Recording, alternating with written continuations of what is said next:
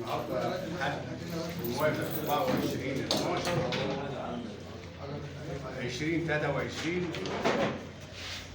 24/12/2023 يوم جميل. طبعا نظرا لأهمية أشجار النخيل على مستوى جمهورية مصر العربية عامة ومحافظة القليوبية خاصة، لأن النخيل ده ثروة قومية بالنسبة للبلد، وأهميته الاقتصادية إن بتحتم علينا إن إحنا نحافظ على المنتج بتاعنا اللي يطلع، وخاصة في الظروف الحالية إن البلاد كلها بتتجه نحو زراعة الأشجار المثمرة وخاصة النخيل بأنواعه. طبعا اليوم بيشرفنا حضور معالي وكيل الوزارة أولا مدير المديرية اليوم التدريب دهوت. طبعا بنرحب بيه باشمهندس رجب والباشمهندس محمد عبد الرحمن مدير عام المديرية، ودكتور جمال طبعا ضيفنا وده بيته ومكانه، واحنا بنرحب بيه في اي وقت وبنعتز بوجوده في وسطينا. مخترع جهاز حقن اصابات سوس النخيل، وطبعا ديت قفزه جميله جدا في مكافحه الافه ديت، الافه المزعجه لاشجار النخيل.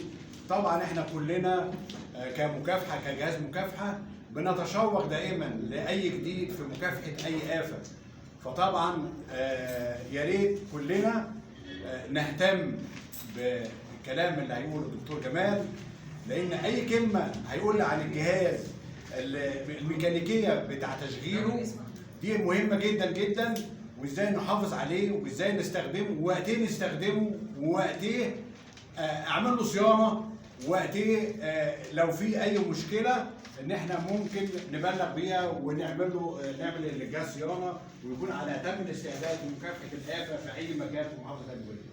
فيا ريت كلنا نصغى لاي طبعا كلام الدكتور جمال يقولوا عن الجهاز. وطبعا هندي الكلمه اولا لمعالي وكيل الوزاره. اتفضل.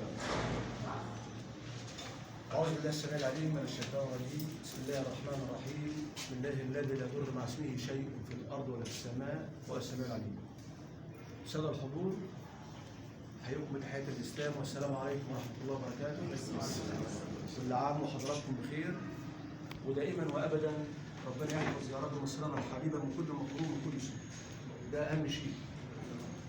الحقيقة الأخ إبراهيم اتكلم كلام استفاض يعني في الكلام اللي قاله دكتور إبراهيم، في ان احنا دائما بنشتاق للجديد عشان برضه نقدر زي ما قال برضه ان النخيل من الحاجات القوميه اللي موجوده في مصر، ويمكن سياده الرئيس كتير ما شاء الله بقى عندنا كتير من النخيل في كل مكان، وفي اماكن ما تعلنش عنها لغايه دلوقتي، يعني هتبقى مصر باذنك انت يا رب هتبقى من اوائل الدول اللي مصدره التمور باذن الله تعالى في القريب العاجل يعني ان شاء الله. الاخوه مفتشي المكافحه، الاخوه اللي موجودين خاصين بالمكافحه، حضرتك يبقى عندك المعلومه الكامله عشان برضه توصلها لزملائنا واخواتنا واخواتنا المزارعين في كل مكان. وانت دلوقتي اصبحت حامل الامانه، الحاجه اللي تعرفها لابد انك تبلغها عشان يبقى احنا كلنا ان شاء الله ننجح وننهض بمحافظتنا الاول القليوبيه رقم واحد، وبعدين بمصرنا الحبيبه رقم واحد برضه. انا مش هطول حضراتكم، وهندي برضه لاهل العلم يتكلموا عشان ده وقت كلامهم واحنا نسمع من حضراتكم ونتعلم كلنا من حضراتكم. وانا بشكركم للحضور وبشكر الاخوه المحترمين الساده الدكاتره برضه اللي شرفونا النهارده، واترك المجال لحضرتك بالفضل. لا بس هندي فكره عشان اهميه الموضوع دوت. فكره ان عندنا محافظه القليوبيه فيها 405 فدان مجمع نخيل. عدد النخيل الاجمالي عدد النخيل 226893 نخل على مستوى المحافظه، فيهم مثمر 27657. دكتور ابراهيم كان قال كده الصبح كده كان بيهرج ويقول يعني فيها كام بلحه، فاحنا لو قلنا لو كل نخله بتجيب 150 كيلو و40 بلحه فهي هتجيب حوالي 193 مليون و600 الف بلحه. واللي مش عارف يشتري عيد، مش عارف يشتري عيد، واللي مش عارف حلو والله الله الواعي في كل شيء. عندها فكره. اتفضل.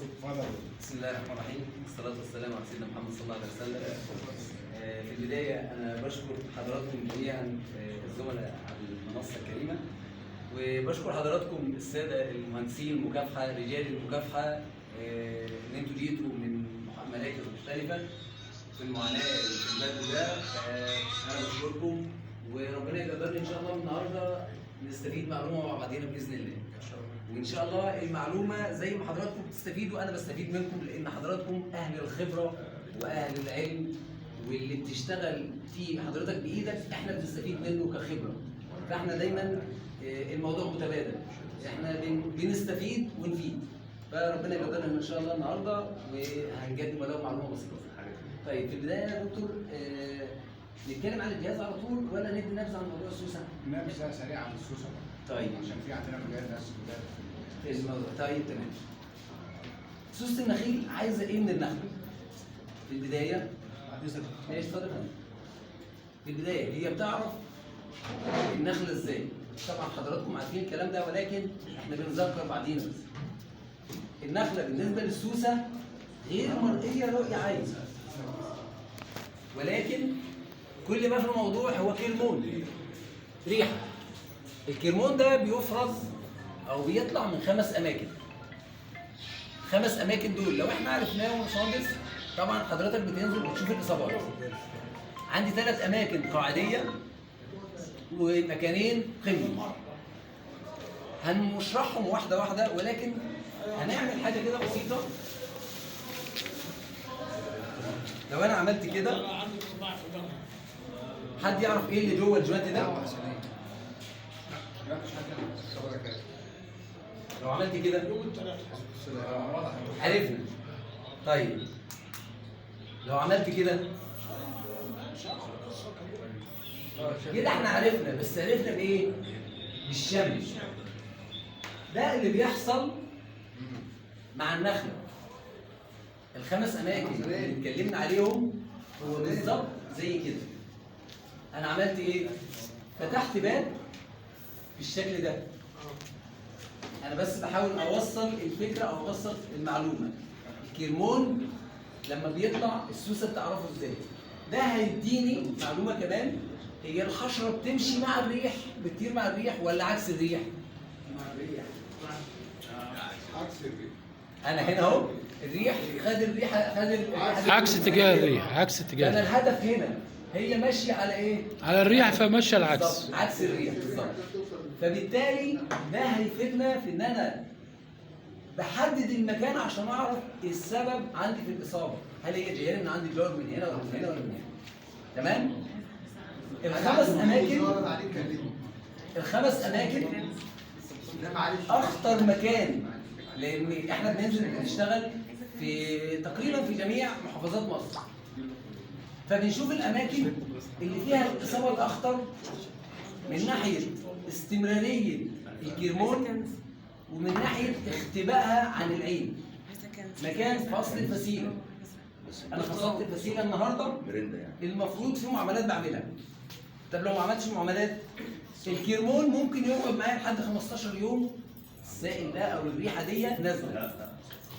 وصلت معانا في بعض المحافظات زي الواحات البحريه وشمال وجنوب سيناء، حفرت نص متر تحت الارض ودخلت وضعت البيض. تحت الارض بنص متر. فمعنى كده ان المكان ده خطر. بالذات لو انا فصلت وردمت، انا مش هشوفها ومش هعرف الاقي العلامات اللي حضراتكم عارفينها، سواء سائل او نشاره او الكلام ده كله. بنتفاجئ زي ما كنا بنتناقش انا والباشمهندس الصبح، تتفاجئ ان النخله وجعت. انت مش شايف اعراض قدامك. تمام؟ يبقى رقم 1 مكان فصل الفسيله. رقم 2 مكان التصاق الفسيله الارضيه او الهوائيه اللي هي الركوب. على طول لما تلاقي ركوب وانت بتفحص هتلاقي في قبه الركوب من هنا او من هنا هتلاقي السائل او النشاره. ده السبب الرئيسي في ان هي دخلت من المكان ده. رقم 3 وهنا في الاماكن اللي بنلاقي فيها على ترعه او على مصرف او على حدود الغيط، بتلاقي الجذور الهوائيه طالعه تحت الكورنافه. بتلاقي الصوابع اللي هي الجذور الهوائيه هي بتدخل من المكان ده. ليه برضو الاماكن دي؟ لان المكان ده فيه مأمنين، مأمن مأكل ومأمن مسكن. ما هي عايزه تحط بيض، والبيض لما يلبس يلاقي مكان خض ياكل منه. فهنا المأمنين مأكل ومسكن تحت الجذور الهوائيه في الرواكيب مكان فصل الفسيله. دول الثلاث اماكن اللي في القاعده. نطلع فوق شويه فين؟ في راس النخله. عند القمه فيها مكانين اللي هو رقم 4 ورقم 5. رقم 4 بنقسمه لتوقيتين. التوقيت الاولاني وقت خروج السباطه او العرجون او الاغريق. والسباطه طالعه بيكون لونها ايه يا باشمهندس؟ ابيض. بيضه يعني ايه؟ يعني غضه. يعني المكان ده برضو في الابط مكان مخفي الداري، وفي نفس الوقت سهل للاكل. عشان كده الاصابات القميه والنخال بينزل المحصول بيقول لك الحق ده انا عندي اصابه. هي الاصابه بدات مع خروج الاغريق او مع التقويس او التدنيه. طب احنا ما بنجوص، ما بنعملش التقويس ده. طب ما عندي دي بقى مشكله اكبر، ان انا وقت تحجيم البلح بيحصل تهدم للصبايط. العرجون بيبقى ايه؟ يتهدم. هنا في الابط بيطلع نفس الكرمون، بيديني الاصابات في التوقيت ده. رقم 5 وهو مكان التجليم، وعشان كده احنا بنقول بنأخر التجليم لوقت الشتاء او البرد الشديد اللي هو من منتصف 12 لحد اخر واحد. دول باختصار ال5 اماكن. ناخد الحلول سريعا. رقم 1 فصل الفسيله. انا فصلت، ايه المفروض اعمله يا باشمهندس؟ 4 حاجات. لو في استطاعتي اعملهم هنا كده هياخد باذن الله وقايه بنسبه كبيره. رش، طبعا احنا بنلتزم توصيات الوزاره بالمبيدات بتاعتنا. يبقى الرش المحيط بتاع الفصل اللي انا فصلت منه. رقم 2 عزل. انا بعزل المنطقه اللي انا فصلت منها فقط. يعني انا خدت الفسيله من هنا، المنطقه دي فيها جزء كده اللي هو مكان فصل الفسيله، لازم اعزله. ينفع اعزله بمخلوط اللي هو بوردو، ينفع اعزله بماده بتروليه، ولكن اكون حذر لان الماده البتروليه غلط على باقي المنطقه بتاع الجذور، فانا بدهن في مكان الفصل فقط. تمام؟ ينفع اعزله بفازلين، في ناس كتير عملت تجارب كتير، المهم اعزل المكان ده. رقم 3 التعفير. كبريت وبخلط معاه ملاسم 5% او اي مبيد حشري بودر تعفير. رقم 4 واخر حاجه الترديم. بس احنا عندنا الارض هنا عشان طينيه، ناخد بالنا ان انا 3-4 ايام بعد ما ندمت الارض بتريح وتبدا تشجج، برجع اعمل لها تجليس تاني.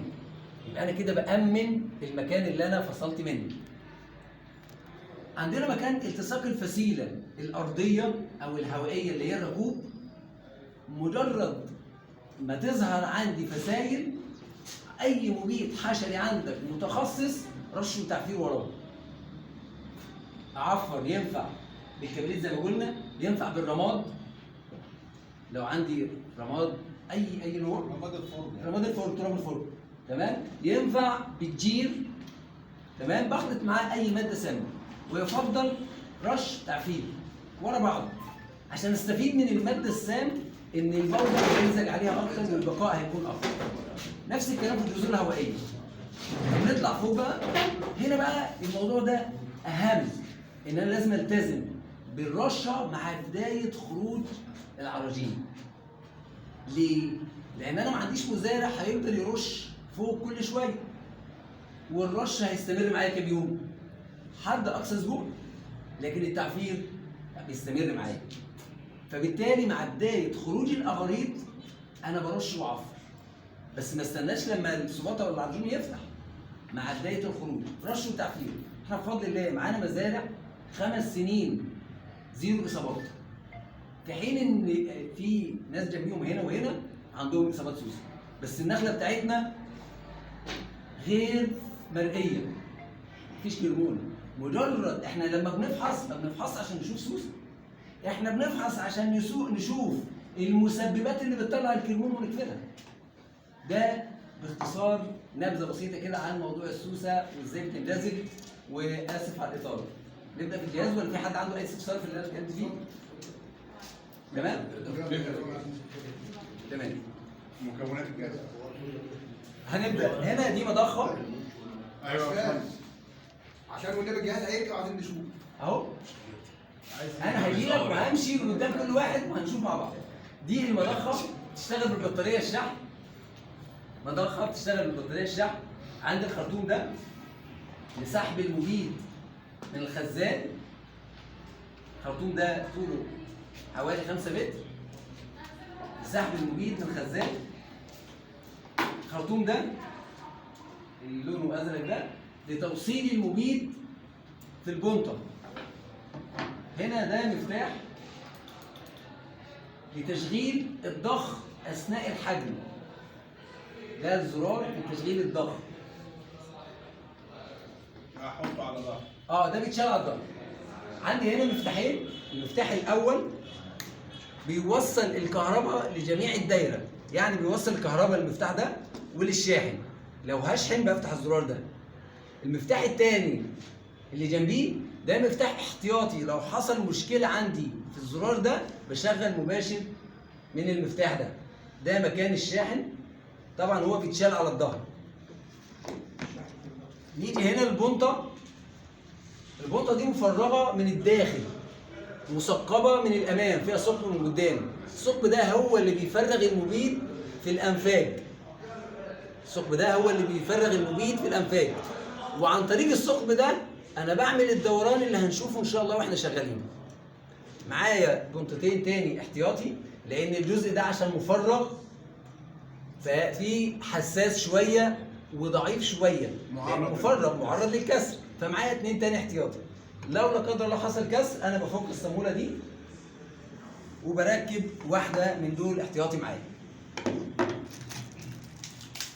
ده الشاحن بتاع المضخه.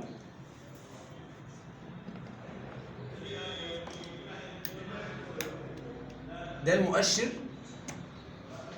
لما بيكون على الشحن المؤشر ده بيكون احمر، لما بيكتمل الشحن بيجيب باللون الاخضر، بينور اللون الاخضر.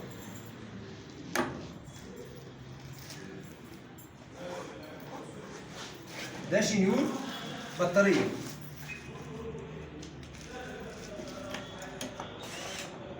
كل واحد طلع الشنيور يا جماعه يشوف كده، يضغط بس كده يشوف البطاريه شغاله ولا لا. هنراجع معاهم واحده واحده. ده الشنيور اهو. دي البطاريه. عندي هنا زرارين بدوس عليهم عشان اسحب كده. بس نركز ايا ما يكن لون الشنيور اللي معايا. انا عندي هنا زرار مكتوب عليه رقم 1. الزرار ده عليه رقم 1، ولو شلته كده بقى عليه رقم 2. انا شغلي كله بيبقى على رقم 1. طلع الشنيور يا استاذ. رقم 1. لا ده سرعات. صح؟ فانا دايما بخليها على البطيء. ليه؟ لان لو على السريع غلط على البنطه النتيجه اقل. ايوه، وغلط على البطاريه بيستهلك منه البطاريه بسرعه. صح. عندي بكره. البكره دي عليها ارقام. البكره عليها ارقام. بلف البكره لحد عند رقم 18 وفي بعد منه رسمه. ده العزم. لا ده العزم. عزم يعني قوه الشنيور. لو انا خليته على رقم مثلا 7 أو 8 أو 10 انا ماسكه ما بيلفش. لكن لو خليته على الرسمه دي ما ينفعش امسكه، هيبقى اقوى. عندي الزرار ده يمين، ده يلف يمين لان انا بدخل يمين واطلع يمين الا في حاله منطقه الليف. لو انا داخل في مكان فيه ليف والبنطه مسكت في الليف من هنا الجزء ده برجع شمال، بلف شمال واطلع. ودي اللي احنا هنشوف ان شاء الله لو عندي اصابه قميه او فساد صغيره اللي هي اقل من 5 سنين.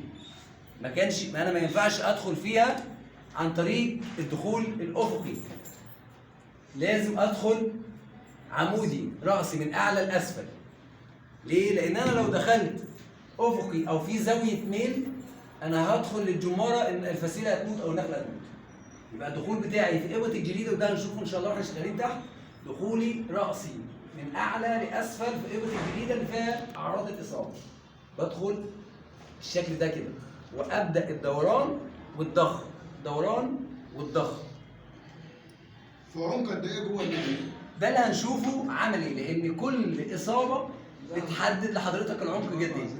انت بتقول لا دي بقى وانا نازل انا بدخل بغطي الثقب ده حوالي 2 3 سم وابدا اضخ. انا دخلت قصاد الثقوب اللي طالع منها السائل عندي كده. فانا بعمل تغطيه، انا اعتبر الاصابه هنا وانا دخلت اهو في المكان ده كده. وبدات اعمل ضغط.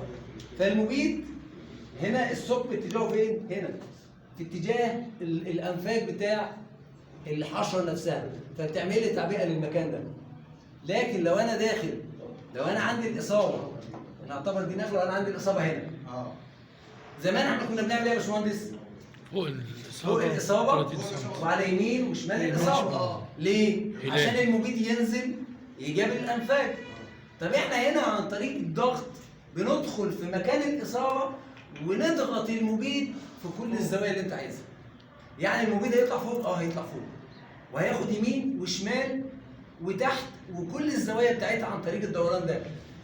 لو حضرتك الجزء ده اهو اعتبر ان الثقب ده، انا بعمل ايه كده؟ هو توزيع المبيد. ايوه توزيع المبيد. يبقى معنى كده يا باشمهندس ايه؟ ما اناش محتاج اطلع فوق لان المبيد هيطلع اوتوماتيك. ما هي الاصابه اصلا اي اصابه بتبقى من اسفل لاعلى. ممكن الباشمهندس يرد عليه؟ انا لسه هديلها الوقت. احنا هنقول لحضرتك يا باشمهندس. يا باشا بص صل على النبي. اتفضل. انت قبل كده عملت لنا التجربه دي 2017. حصل. ماشي؟ تمام. واحنا عندنا جهاز برضه بتاع الشرقيه تمام. شغالين عليه. تمام. ماشي حضرتك؟ تمام. اي اصابه بنخله. الاصابه مثلا بتبقى مثلا على بعد 2 متر. حلو. ماشي؟ بتبقى الاصابه الحشره طالعه لفوق. تمام. مش لتحت. لفوق. طيب هقول لحضرتك على حاجه. معلش برضه انا ما استفيد منك. لا تمام. احنا وبدليل اتفضل. وبدليل لما بنعمل الاول كان عمليه الحقن اليدوي. ايوه. كان حقن ايه؟ يدوي. هلال. اللي مقلوب صح ولا مش صح؟ ليه؟ طب ليه الهلال فوق وتحت 2؟ عشان المبيد ينزل لتحت. يا باشا ماشي احنا كنا بنحقن ايه؟ مم. بنحقن الاول بالجهاز بنجيب من فوق يقول لك لو هو. من فوق. لكن المبيد مش هيطلع لفوق، فاحنا بنطلع احنا فوق الاصابه. لا سيبك من ده، انا بتكلم على جنب كده. لكن احنا لما عملنا تشريح يا باشمهندس، احنا عاملين تشريح لاكثر من 450 نخله باعمار واحجام واصناف مختلفه. كان اتجاه الثقوب غير ثابت، يعني ممكن تلاقي زاويه تحت شمال يمين فوق. ليه برضو؟ عدد اليرقات، هجاوب حضرتك. عدد اليرقات اللي موجود عدد كبير، فعدد الانفاق كبير. ولو حضرتك شفت نخله لا قدر الله ماتت وواجعه، انت ممكن تلاقي عندك انفاق نازله لتحت اكتر من ربع متر ونص متر. ماشي. يبقى ايه اللي بيحصل؟ هنا ليه برضه حضرتك بتقول ان هي بتطلع فوق بس؟ عشان لما كنا بنحجز زمان اتجاه الثقب كان بيبقى لفوق، فالمبيد يطلع لك من فوق تلاقيه يطلع لك. لا احنا كان معانا حضرتك الجهاز اليدوي والتاني اللي معانا تمام. موزع برضه لفوق والاسفل وفي الجنب. تمام. نعم. عشان برضه ما موجود نختلفش. عندنا. عشان ما نختلفش. معلش بقى نرد لا. لسه الجهاز اللي عندك زي خلينا يعني هنا البنطه اللي انت مديها لنا دي تمام. البنطه انت بتوجهها برضه عندنا شنيور. عشان والبنطه اللي معانا هناك احنا كانت بنوجهها هنا وبرضه. تمام. بس الفرق اللي ليه كهرباء. انا عايز اوصل حضرتك حاجه تاني. هنا انت عندك يا باشمهندس، هنا عندك تنبيه صوتي مش هيفرق معانا اتجاهها فين، انت هتسمع الصوت هيقول لك اتجاهك صح ولا غلط بس. بمعنى انت دخلت جوه النخله واتجاه الثقب لفوق ومفيش اصابه، هيديك تنبيه صوتي يقول لك ستوب. طب بالنسبه للبنطه دي بالنسبه للبنطه دي لما ادخلها في جزء النخله ماشي دي مسافه قد ايه؟ لا يا عم انا هفهم يا عم لا انا بفهم على قد انا خلينا ننزل تحت يا هندسه، ننزل تحت في الاصابه. في اصابه هنا موجوده، في اصابه تحت موجوده. هنا اللي بيحددها حجم الاصابه وعمرها، هل هي اتعمقت اكتر من 5 سم 6؟ ممكن ادخل اكتر من كده، ممكن ادخل تاني لحد كده. اللي بيحددها مين؟ صوت التنبيه الصوتي، الضغط اللي بيقول لي ايه؟ انت دخلت في مكان مصمت ولا مكان فيه انفاق؟ دخلت في مكان مصمت بيديك تنبيه صوتي الزوايا كلها، الدوران ال 360 درجه بتاعتك. طب دخلت في مكان وخدت زاويه معينه فيها انفاق، بيوقف التنبيه الصوتي والضغط يشتغل. يبقى كده احنا ايه؟ هي اتجاهها ازاي؟ هو هيحدد بقى، هيحدد عمقها قد ايه. حضرتك اللي بتحدد بايه؟ اول ما اغطي الثقب ده بدخل واعمل اختبار ضخ وانا اتجاه الثقب مثلا لفوق. ضخيت، التنبيه اشتغل اعمل دوران، التنبيه شغال اعمل دوران، التنبيه شغال دوران، كده بيقول لي تعمق كمان. دخلت جوه التنبيه وقف، يبقى انا كان الجزء اللي بره مش مصاب او ما فيهوش انفاق، فانا دخلت اتعمقت شويه وصلت للمكان اللي فيه نفق. طب العكس، انا دخلت واشتغل معايا بدون تنبيه فانا ضخيت، انا عايز امن، اتعمقت كمان التنبيه اشتغل دوران، واتعمقت كمان التنبيه اشتغل، يبقى انا كده بيقول لي ستوب، اطلع وكمل المكافحه بتاعتك. وده هنشوفه على ارض الواقع ما تستعجلش. تمام؟ لا تحت امرك. تمام؟ هنا عندك احنا قلنا الزرار ده يمين وشمال وفي النص بيأمن ما يشتغلش، عشان لو انت طالع او النخال طالع ما يدوس على الزرار يشتغل منه. عندك بطاريه تاني احتياطي وشاحن للبطاريات بتاع الشنيور. بتاخد وقت قد ايه يا دكتور؟ البطاريه بتاع المضخه بتاخد حوالي 3 ساعات، ممكن تعمل معاك من 40 ل 60 نخله في الشحنه الواحده. بطاريه الشنيور تاخد حوالي ساعه، تعمل معاك حوالي 20 ل 25 نخله. ده الشحنه البطاريه الواحده، يعني انا عندي بطاريتين ممكن يعملوا معايا حوالي 40 50 نخله. ولكن السؤال هنا، هو انا عندي نخله وهنا في اصابه سائل نشاره ايا ما يكن، والجنب الثاني فيه اصابه او سائل، انا بعمل النخله دي ازاي؟ يعني انا عندي النخله اهي، الجنب ده لقيت ركوب وطالع منه سائل ونشاره، والجنب الثاني فيه ركوب، والجنب الثالث فيه ركوب، والثلاثه مطلعين سائل نشاره. بتعامل مع النخله ازاي؟ وهتاخد كام محلول مني؟ لو انا عندي 3 اصابات في نخله وانا دخلت من مكان والمحلول ما طلعليش من المكان الثاني، انا بعتبر دي اصابه ودي اصابه، او دي نخله ودي نخله، والثالثه نفس الكلام. متوسط استهلاك النخله من المبيد من نص لتر لحد اقصى 2 لتر، حجم داخلي ورش محيط الاصابه. لان انا بعد ما بطلع بالبنطه انا بكمل المكافحه بتاعتي، لان بيكون عندي بعض الاطوار تعذر تحديدا بيكون في ابط الجريده، فانا حجمت جوه ابط الجريده لازم يترش، فانا بعمل اكمل الموضوع ده عن طريق برضه الثقب ده، وبرش محيط الاصابه حوالي نص متر فوق وتحت والمحيط بتاعها. بعد اذنك يا دكتور، يعني حضرتك النخله بتاخد من نص لتر لحد 2 لتر محلول. ايوه محلول مش موجود خام، محلول. محلول انا جبت المبيد بالتوصيات بتاعته، مثلا البنزو 2 جرام على اللتر، 2 سم او 3 سم اللي هو اللي كان قبل كده، بس هو عشان يعني 2 او 3 سم. البنزو دلوقتي عندي 2 جرام على اللتر، يبقى انا عندي 4 جرام على 2 لتر للنخل، حجم داخلي ورش محيط. بس عايزين نرجع بقى لسقف البنزو ده، نرجع للموبيل اللي هو التاني. لا البنزو على فكره مش لا هو جاب نتيجه كويسه. طيب احنا كده خلصنا. تمام، ننزل نعمل تجربه تحت. تمام.